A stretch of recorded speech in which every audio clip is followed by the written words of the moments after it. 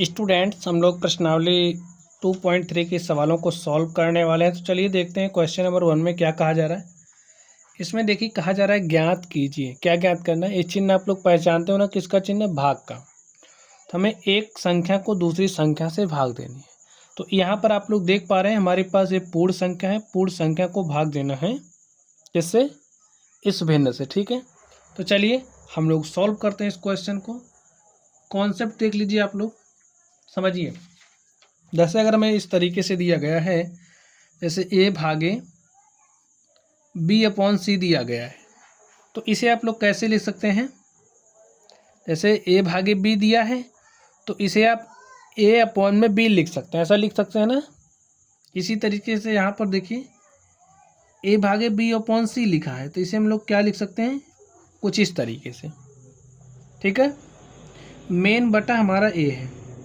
ठीक है, ए जो सी है ये हमारा ऊपर चला जाता है, तो ए अपॉन बी, ए सी ऊपर गया तो गुणे के साथ सी हो जाएगा। इस बात को समझ गए आप लोग? चलिए आगे देखते हैं। अगर हमारे पास ए अपॉन बी को हम भाग दे रहे हैं किससे? सी अपॉन जी डी से, तो इसे हम कैसे लिखेंगे?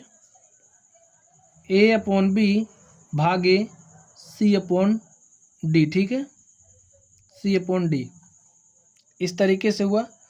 अभी हमने कहा कि ए हमारा क्या है? मेन बटा है, तो ए तो यहीं पर रहेगा, ए जो डी है वो ऊपर चला जाएगा, तो गुणे के साथ होगा डी ऊपर जाएगा, ए जो बी है ये नीचे चला आएगा।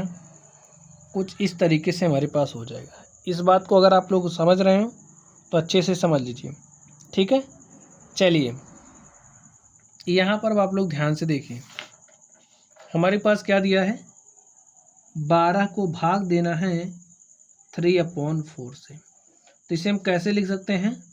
12 बटे में 3/4। ठीक है, आगे देखिए। अब ये क्या होगा?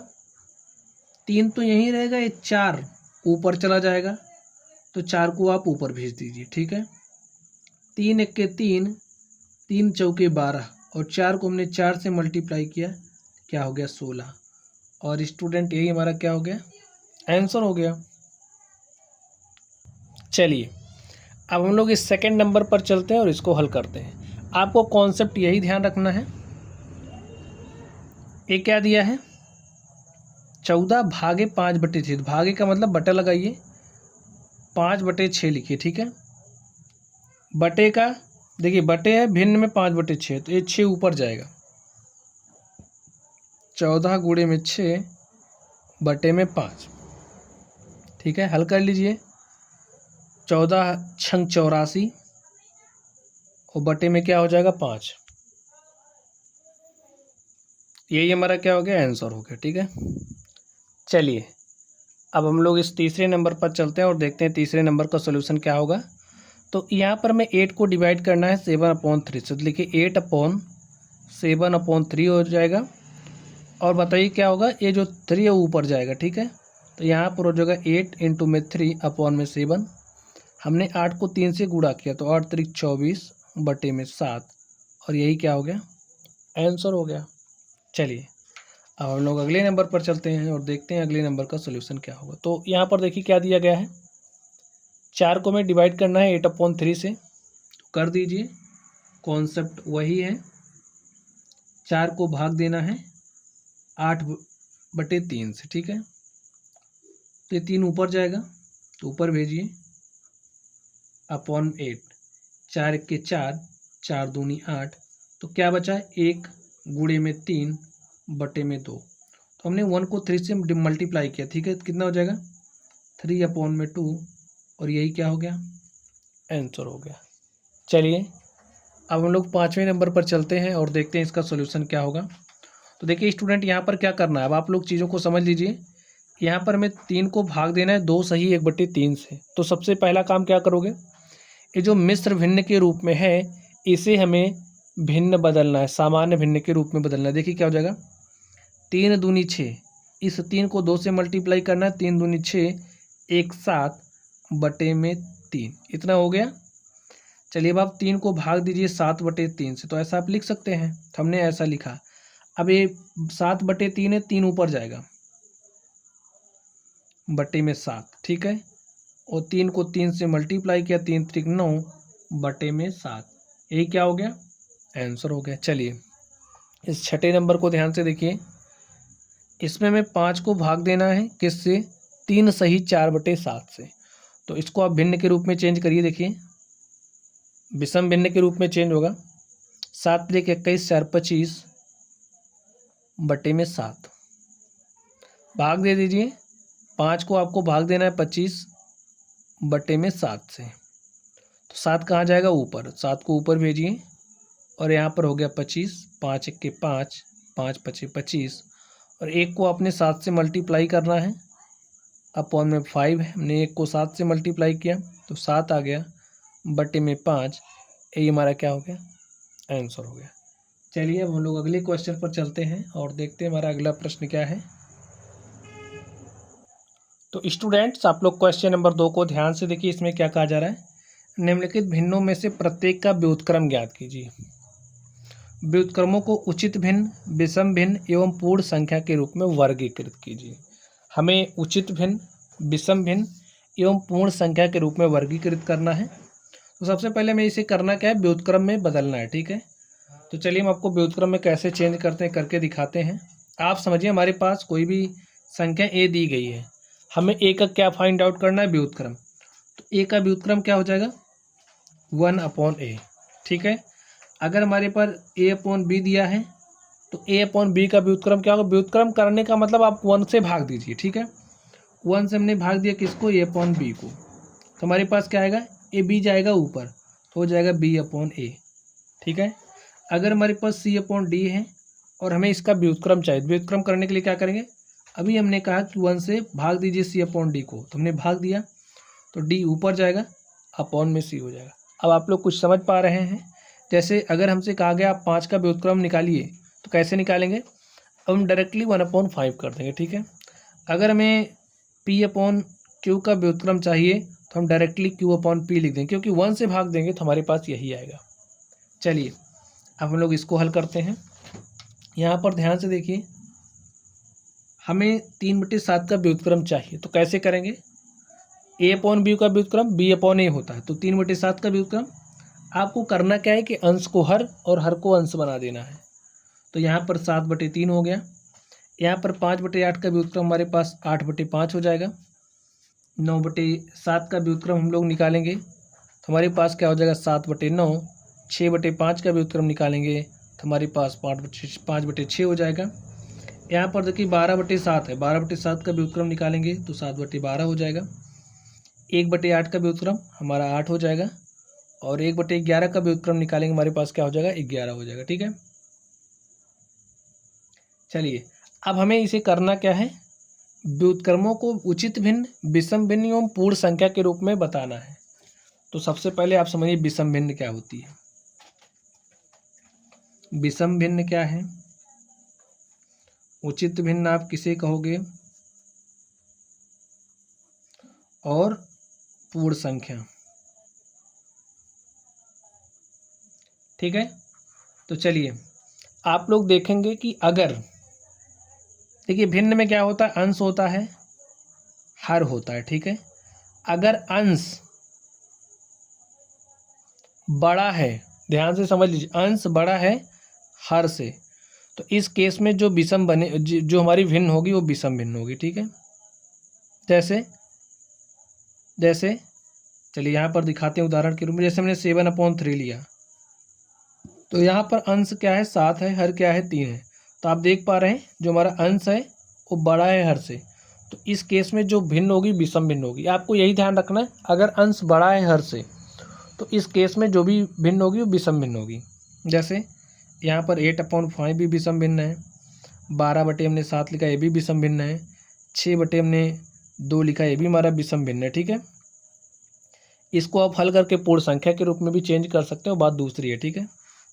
चलिए उचित भिन्न की बात करें, उचित भिन्न देखिए यहीं लिख देते हैं, ठीक है। अगर हमारा अंश छोटा है हर से तो इस केस में जो भी भिन्न मिलेगी आपको उचित भिन्न कहलाएगी। जैसे अंश छोटा होना चाहिए किससे, हर से, तो यानी कि हर बड़ा होगा, 2/5, 3/6, 4, 1/5, 4/7, ये हमारी कौन सी भिन्न है? उचित भिन्न है।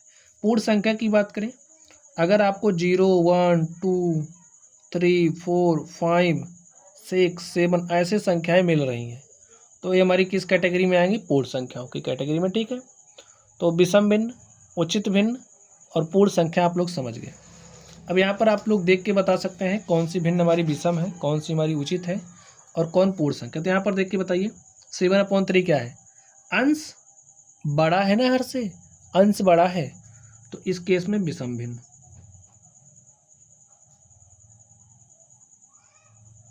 यहाँ पर देखिए अंश 8 है, हर 5 है, तो क्या है? अंश बड़ा है। जब अंश बड़ा होगा तो भिन्न हमारी विषम हो जाएगी। यहाँ पर देखिए हर बड़ा है इस बार, जब हर बड़ा होगा तो उचित भिन्न। ठीक है, यहाँ पर देखिए हर क्या है? बड़ा है, तो भिन्न कैसी हो जाएगी? उचित भिन्न। जब आपको अंश बड़ा मिलेगा तो विषम भिन्न, जब हर बड़ा मिलेगा तो उचित भिन्न। चलिए यहाँ पर देखिए 7/12 है, 12 बड़ा है कि 7? 12, तो भिन्न कैसी हो जाएगी? उचित।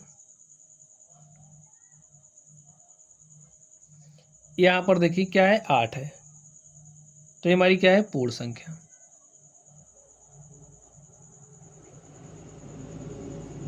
यहाँ पर देखिए क्या है? 11, तो ये हमारी क्या है? पूर्ण संख्या। और आप देख सकते हैं इस तरीके से जो हमारा क्वेश्चन नंबर 2 था हमने इसको हल कर लिया है। चलिए अब हम लोग अगले प्रश्न पर चलते हैं और देखते हैं हमारा अगला क्वेश्चन क्या है। तो स्टूडेंट आप लोग क्वेश्चन नंबर 3 को देखिए, इसमें क्या कहा जा रहा है? ज्ञात कीजिए। हमें इसमें भाग देना है, तो चलिए हम लोग इसको हल करते हैं, देखते हैं इसका सोल्यूशन क्या होगा। 7/3 को हमें डिवाइड करना है किससे? 2 से। ऐसे करना है तो भाग दे दीजिए। 7/3 को भाग देना है 2 से, ऐसे करना है ना। तो ये 3 कहाँ आएगा? नीचे, तो बचेगा क्या? 7/2 गुणे 3, हल करिए। 7/2 3 6, ये आंसर हो गया। बात समझ रहे हो स्टूडेंट्स आप लोग? अभी हमने इस चीज़ को डिस्कस किया था यहाँ पर। चलिए स्टार्टिंग में डिस्कस कर दिया था कैसे करना है। यहाँ पर देखिए 4/9 को मैं डिवाइड करना है किससे? 5 से, तो ये 9 में ये नीचे चला आएगा, हो जाएगा 5 गुणे में 9, 4/5 9 45, ये आंसर हो गया। चलिए यहाँ पर देखते हैं क्या होगा। 6/13 को किससे भाग देना है? 7 से, तो भाग दीजिए। ये 13 आएगा नीचे, तो 6/7 गुणे में 13, 6/13 सती कितना हो जाएगा? 91। चलिए यहाँ पर चलते हैं। अब आप लोग ध्यान से देखिए इसमें करना क्या है? भाग देना है किससे? 4 सही 1/3 को भाग देना है 3 से। तो सबसे पहले हम लोग इसे भिन्न के रूप में चेंज करेंगे। 3 चौके 12, 1 13 बटे में 3 को भाग देना है 3 से। लिखिए 13/3 को भाग देना है 3 से। 13 यहाँ पर लिखिए, ये 3 नीचे आएगा तो जगह 3 गुणे 3, 13/3 त्रिक 9, यही क्या हो गया? हमारा आंसर हो गया। चलिए यहाँ पर देखिए 2 3 6 1 7/2 को भाग देना है 4 से। क्या करेंगे? 7/2 को भाग देना है 4 से, तो ये 2 नीचे आएगा। 7/4 गुणे 2, हल कर लीजिए इसको। 7/4 दूनी 8, ऐसे ही करना है। इसको आप लोग करिए। कैसे करेंगे? 7 चौक 28 3 31 बटे में 7 को डिवाइड करना है किससे? 7 से। लिखिए 31/7 और बटे में क्या हो जाएगा? 7, 7 कहाँ आएगा? नीचे। 31/7 गुणे में 7, हल कर लीजिए। 31/7 सता कितना हो जाएगा? 49। और स्टूडेंट यही हमारा क्या हो गया? आंसर हो गया। चलिए अब हम लोग अगले प्रश्न पर चलते हैं और देखते हैं हमारा अगला प्रश्न क्या है। तो स्टूडेंट अगला प्रश्न आप लोगों के सामने देखिए, क्वेश्चन नंबर 4 में क्या कहा जा रहा है? ज्ञात कीजिए। हमें ज्ञात करना है। अब तक हम लोग किस तरीके के प्रश्न हल किए देख लीजिए। अब तक ये जो भाग दे रहे थे हमने ए अपॉन इस तरीके से ए भागे बी अपॉन सी वाला कर लिया, ए अपॉन बी भागे सी वाला भी कर लिया। अब हम कैसे करेंगे, ए अपॉन बी को हमें भाग देना है सी अपॉन डी से, समझ गए ना। इसमें रिजल्ट हमारा क्या होता था, ए को जब भाग देते थे बी अपॉन सी से तो सी हमारा ऊपर चला जाता था, ठीक है, तो ए गुणे सी बटे में बी बचता था। इसमें देखिए ए अपॉन बी को जब हम भाग देते थे सी से तो हमारे पास ए अपॉन बी गुणे सी होता था। और इस वाले में देखिए क्या होगा, ए अपॉन बी को जब हम भाग देंगे सी अपॉन डी से तो ए डी ऊपर जाएगा, तो ए गुणे डी बटे में ए बी नीचे आएगा और सी गुणे बी, हमारे पास ए डी अपॉन में बी सी, ए रिजल्ट मिलेगा। ए कैसे आया आप लोग समझ गए हैं, ए कैसे आया इसको भी समझ गए। समझ लीजिए इसको एक बार, क्या किए थे हम, ए भागे बी अपॉन सी और सी हमारा ऊपर चला जाता था तो ए गुणे सी अपॉन में बी हो जाता था, ठीक है, जैसे यहाँ पर है इसी तरीके से यहाँ पर। तो इस बात को आप लोग समझ गए होंगे। चलिए अब हम लोग इस पर चलते हैं, इसका रिजल्ट क्या होगा, ए डी अपॉन में बी सी। अरे याद नहीं करना, बस कॉन्सेप्ट समझ जाइए क्यों ऊपर जा रहा है। चलिए यहाँ पर ध्यान दीजिए, अब हमें 2/5 हमारे पास क्या है, 2/5 को भाग देना है, भाग देना है, बड़ा वाला बटा लगा दीजिए 1/2 से। देखिए क्या हो जाएगा, ए 2 ऊपर जाएगा, हो जाएगा, बट 2 ऊपर जाने का मतलब 2 ऊपर जाएगा 5 नीचे आएगा, तो कुछ इस तरीके का सीन बनेगा। देखिए 1 गुणे 5, 2 दूनी 4, 1 को 5 से मल्टीप्लाई किया तो आ गया 5। चलिए यहाँ पर देखते हैं हम लोग नेक्स्ट, यहाँ पर देखिए क्या हो जाएगा, 4/9 को भाग देना किससे, 2/3 से, तो दे दीजिए, ये 3 ऊपर जाएगा 9 नीचे आएगा, क्या हो जाएगा 4 गुणे में 3 बटे में 2 गुणे 9, ऐसा हो जाएगा। हल करिए, 2 1 2, 2 दूनी 4, 3 1 3, 3 त्रिक 9, तो क्या बचा 2 गुणे में 1, लिख दीजिए। यहाँ पर क्या बचा 1 गुणे में 3, 2 1 2 बटे में 3, और यही हमारा क्या हो गया, आंसर हो गया। चलिए अब हम लोग इसको सॉल्व करते हैं। हमें क्या करना है, 3/7 को भाग देना है 8/7 से, भाग देना है तो बड़ा वाला बटा लगाइए। अब देखिए ये 7 ऊपर जाएगा, ये 7 नीचे आएगा, तो क्या हो जाएगा 3 गुणे 7 बटे में 8 गुणे 7, 7 7 से कैंसिल हो जाएगा और बचेगा 3/8, और यही हमारा क्या हो जाएगा, आंसर हो जाएगा। चलिए अब हम लोग इस चौथे नंबर पर चलते हैं और देखते हैं चौथे नंबर का सोल्यूशन क्या होगा। देखिए पहले इसको आप विषम भिन्न के रूप में चेंज करिए, 3 दूनी 6 1 7 बटे में 3 को भाग देना है 3/5 से, भाग दीजिए, तो 7/3 भाग देना है 3/5 से। अब बताइए क्या होगा, ये 5 ऊपर जाएगा 3 नीचे आएगा, तो 5 को आप ऊपर भेजिए, तो 7 गुणे 5, 3 को नीचे लेकर के आइए, तो 3 गुणे 3, 7 5 35 बटे में 3 त्रिक 9, ये आंसर हो गया। चलिए इसको हल कर लेते हैं, 2 3 6 1 7, आप ऐसे डायरेक्टली भाग देंगे तो गलत हो जाएगा। 2 3 6 1 7 बटे में 2 को भाग देना है 8/3 से, तो 7/2 को भाग दीजिए 8/3 से, ठीक है, 3 ऊपर जाएगा 2 नीचे आएगा, 7 गुणे में 3 बटे में 8 गुणे 2, क्या हो जाएगा 7 त्रिक 21 बटे 8 दूनी 16, तो हमारे पास क्या आ गया 21/16। चलिए इस पर चलते हैं और देखते हैं इसका सोल्यूशन क्या होगा।